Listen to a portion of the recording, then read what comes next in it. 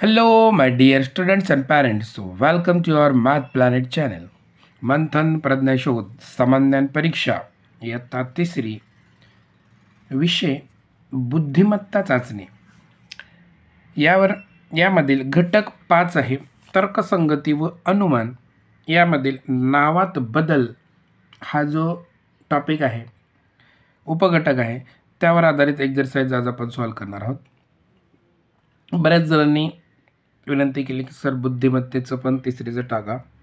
तर तर्कसंगती व अनुमान हा संपूर्ण चॅप्टर आपण सॉल्व करणारच आहोत, परंतु त्यामध्ये नावात बदल हा हमखास मार्क मिळवून देणारा उपघटक आहे. प्रत्येक प्रश्नाकडे आपण त्याच पद्धतीने बघायचं आहे आणि प्रत्येक प्रश्नाला 2च मार्क आहेत, त्याच्यामुळे कोणत्याही प्रश्नाला आपण कमी जास्त असं समजायचं नाही.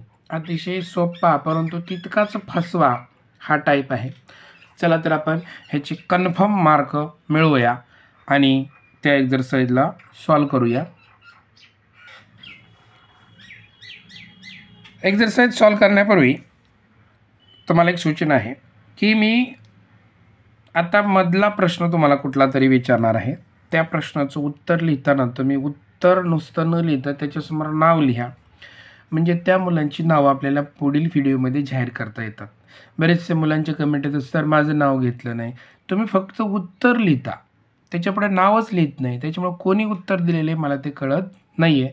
तर ती चूक जरा तुम्ही दुरुस्त करा. चला, अतिशय गमतीशीर एक्झरसाइज आहे ही. जर इतिहासाला भाषा, भूगोलाला गणित, इंग्रजीला इतिहास व भाषेला विज्ञान म्हटले तर जमीन व पिकांचा अभ्यास कोणत्या विषयात असेल? आता काय करायचं तुम्ही, जमीन आणि पिकांचा अभ्यास कोणत्या विषयामध्ये असतो? तर तो भूगोलामध्ये असतो.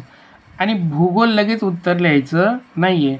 तर भूगोलाला काय म्हटलं आहे? तर भूगोलाला गणित म्हटलेलं आहे. आणि गणित कुठे आहे? ऑप्शन नंबर 2 मध्ये आहे. म्हणून पहिल्याचं उत्तर option number 2 is the right answer. म्हणजे यावरून तुम्हाला काय कळलं की आधी खरं उत्तर काढायचं आहे आणि जे उत्तर येईल त्या उत्तराला ॲक्च्युली काय नाव दिलेलं आहे ते आपलं उत्तर असेल, हे लक्षात घ्या. म्हणजे कसं, जमीन आणि पिकांचा अभ्यास आपण कुठे करतो? भूगोल या विषयामध्ये करतो. म्हणून भूगोल हे उत्तर नाही आहे. थोडा वेळ थांबायचं आहे. भूगोलाला काय नाव दिलं आहे? गणित नाव दिलेलं आहे, म्हणून गणित हे त्याचं उत्तर आहे. पुढचं बघा, एका भाषेत जिलेबीला चिवडा, चला मज्जा एक, सगळे खाण्याचे पदार्थ आलेले आहेत.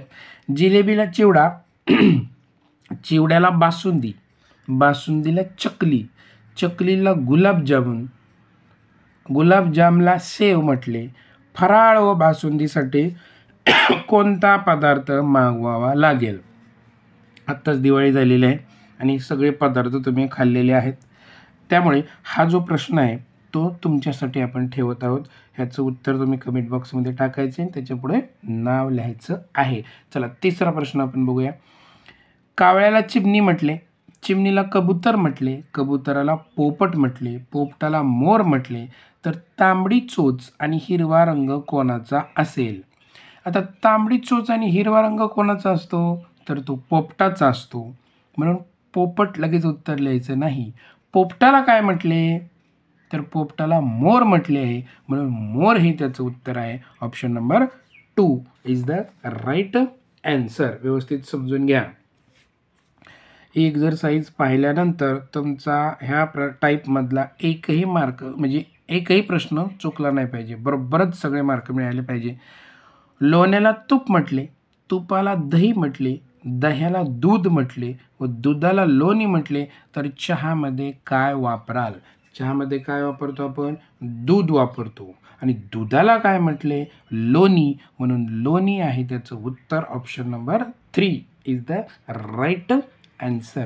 5वा बघा, जर गणिताला भाषा, भूगोलाला गणित, भाषेला विज्ञान व विज्ञानाला इतिहास म्हटले तर बेरीज व वजाबाकी या क्रियांचा समावेश कोणत्या विषयात असेल?